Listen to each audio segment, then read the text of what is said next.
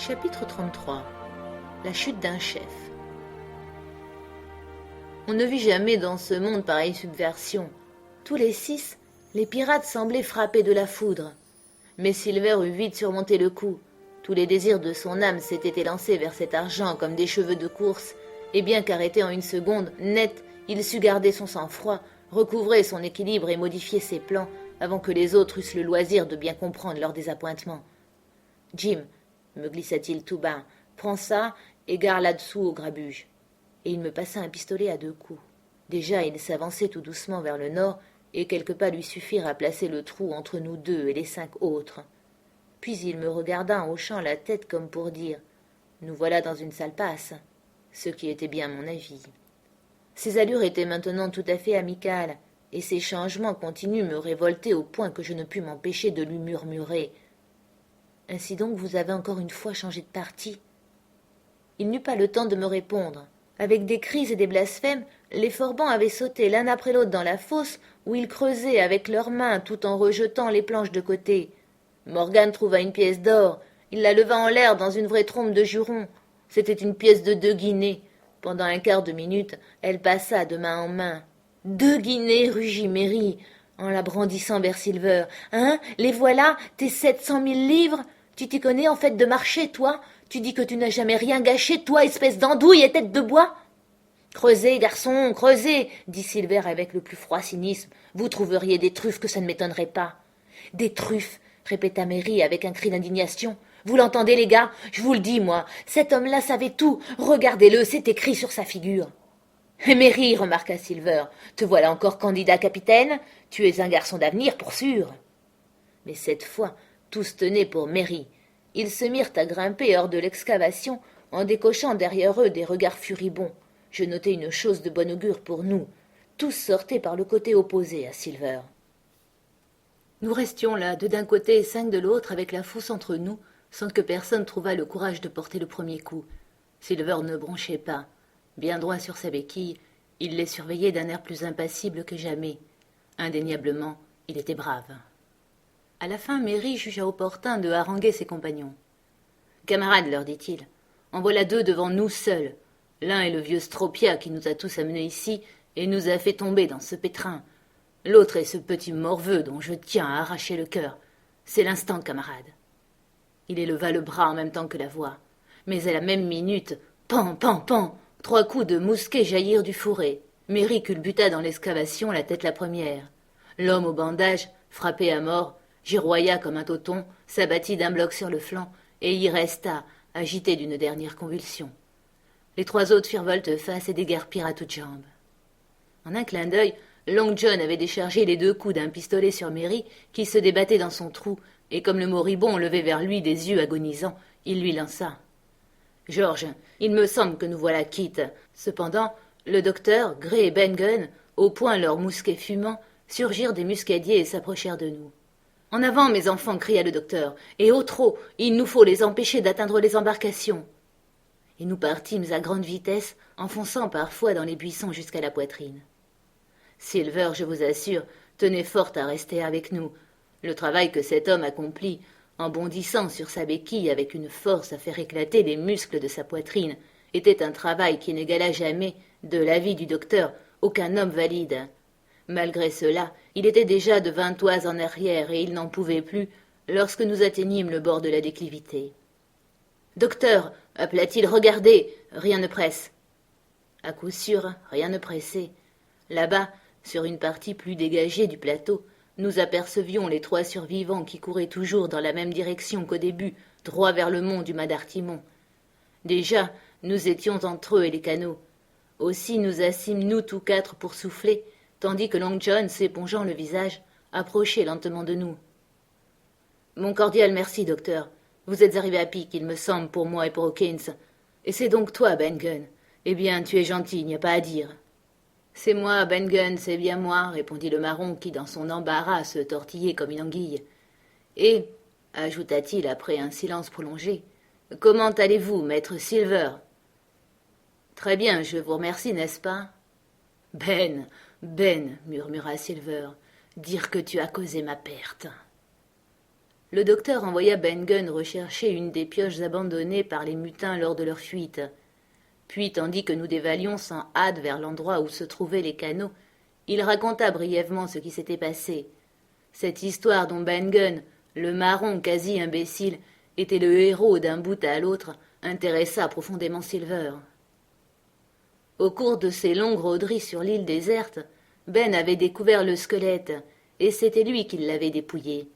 Il avait découvert le trésor, il l'avait déterré, c'était le manche brisé de sa pioche qui gisait dans l'excavation. Il l'avait transporté sur son dos en de nombreux et pénibles voyages, du pied du grand pin jusque dans la grotte qu'il occupait sur la montagne à 2 sommets, à la pointe nord-est de l'île, et c'est là que tout cet or était resté emmagasiné depuis 2 mois avant l'arrivée de l'Hispaniola. Le docteur lui extirpa ce secret dans l'après-midi de l'attaque. Le lendemain, voyant le mouillage des airs, il alla trouver Silver, lui remit la carte désormais inutile, lui remit les provisions car la grotte de Ben Gunn était bien approvisionnée de viande de chèvre salée par lui remit tout sans exception pour obtenir de quitter librement la palanque et de se retirer sur la montagne à 2 sommets afin d'y être à l'abri de la malaria et de veiller sur le trésor. Quant à vous, Jim, me dit-il, c'est bien à regret, mais j'ai agi au mieux de ceux qui étaient restés fidèles à leur devoir, et si vous n'étiez pas du nombre, à qui la faute? Ce matin-là, en découvrant que je serais englobé dans l'affreuse déconvenue qu'il avait ménagée aux mutins, il avait couru tout d'une traite jusqu'à la grotte, laissant le capitaine sous la garde du chevalier, et prenant avec lui Gray et le marron. Il avait traversé l'île en diagonale pour aller s'embusquer auprès du pin. Mais il s'aperçut bientôt que notre troupe avait de l'avance sur lui. L'agile Ben Gunn fut expédié en éclaireur pour faire de son mieux à lui seul. C'est alors que Ben avait eu l'idée de mettre à profit les superstitions de ses ex-camarades. Il y réussit à un tel point que Gray et le docteur eurent le temps d'arriver et de s'embusquer avant la venue des chercheurs de trésors. « Ah, docteur, fit Silver, j'ai eu de la chance d'avoir Hawkins avec moi. Vous auriez laissé tailler en pièces le vieux John sans lui accorder une pensée. »« Pas une, répondit le médecin avec jovialité. Nous étions arrivés au yawl. S'armant de la pioche, le docteur démolit l'une d'elles et tout le monde s'embarqua dans l'autre pour gagner par eau la baie du Nord. C'était un trajet de 8 à 9 miles. Silver, bien que déjà épuisé de fatigue, fut mis à un aviron comme les autres, et nous glissâmes prestement sur une mer d'huile. Le goulet franchi, nous doublâmes la pointe sud-est de l'île, autour de laquelle nous avions, 4 jours plus tôt, remorqué l'Hispaniola. En doublant la montagne à 2 sommets, nous aperçûmes l'orifice obscur de la grotte de Ben Gunn, et auprès un personnage debout appuyé sur son mousquet. C'était le chevalier. On agita un mouchoir en poussant 3 hurrahs auxquels Silver unit sa voix aussi vigoureusement qu'un autre. 3 miles plus loin, à l'embouchure même de la baie du Nord, devinez ce que nous rencontrâmes. L'Hispaniola voguant à l'aventure. La dernière marée l'avait remise à flot, et y eût-il beaucoup de brise ou un fort jusant comme dans un mouillage sud, nous ne l'aurions jamais revue, ou du moins elle se serait échouée sans remède. En réalité, à part la grand voile en loque, il y avait peu de dégâts. On para une autre ancre, et l'on mouilla par une brasse et demie de fond. Nous repartîmes à l'aviron jusqu'à la crime du Rhum, point le plus rapproché du trésor de Ben Gunn, puis Gray s'en retourna seul avec la yole jusqu'à l'Hispaniola, où il devait passer la nuit à veiller. Du rivage à l'entrée de la grotte, on accédait par une pente douce. En haut de celle-ci, le chevalier nous attendait.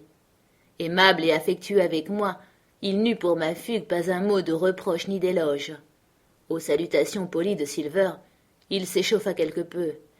« John Silver, lui dit-il, vous êtes une canaille et un fourbe sans nom. Oui, un fourbe inouï. On m'a dissuadé de vous faire condamner. Je m'en abstiendrai donc. Mais les cadavres, monsieur, pèsent à votre cou tels des meules de moulin. »« Mon cordial merci, monsieur, » répliqua John en s'inclinant à nouveau. « Je vous défends de me remercier, » lança le chevalier, « car c'est là un outrageux abandon de mes devoirs. Retirez-vous. » Nous pénétrâmes dans la grotte. Spacieuse et bien aérée, elle renfermait une petite source et une mare d'eau claire où se miraient des fougères. Sur le sol de sable, devant un grand feu, reposait le capitaine Smollett, et dans le fond, où atteignaient à peine quelques reflets du foyer, j'entrevis d'énormes empilements de monnaie et des pyramides de lingots d'or. C'était là ce trésor de Flynn que nous étions venus chercher si loin et qui avait déjà coûté la vie à 17 hommes de l'Hispaniola. À quel prix l'avait-on amassé? Combien de sang et de douleur il y avait fallu? Combien de beaux navires coulés à fond? Combien de braves gens lancés à la mer? Combien de coups de canon?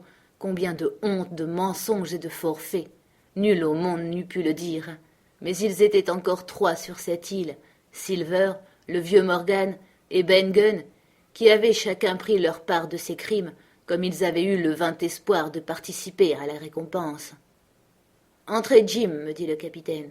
Vous êtes un bon garçon dans votre genre, Jim, mais je ne pense pas que nous naviguerons encore ensemble, vous et moi. Vous êtes, à mon goût, trop enfant gâté. C'est vous, John Silver? Qu'est-ce qui vous amène ici, matelot? Je rentre dans le devoir, monsieur, répondit John. Ah, dit le capitaine. Et il borna là ses commentaires. Quel souper agréable je fis ce soir-là, entouré de tous mes amis. Comme je goûtais ce repas, composé de chèvres salées par Ben Gunn, avec quelques friandises et une bouteille de vin vieux provenant de l'Hispaniola. Jamais on ne vit, j'en suis sûr, gens plus gais ni plus heureux. Et Silver était là, assis à l'écart, presque en dehors de la lumière du foyer, mais mangeant de bon appétit, prompt à s'élancer quand on désirait quelque chose, joignant même en sourdine son rire au nôtre, le même marin placide, poli, obséquieux qu'il avait été durant tout le voyage.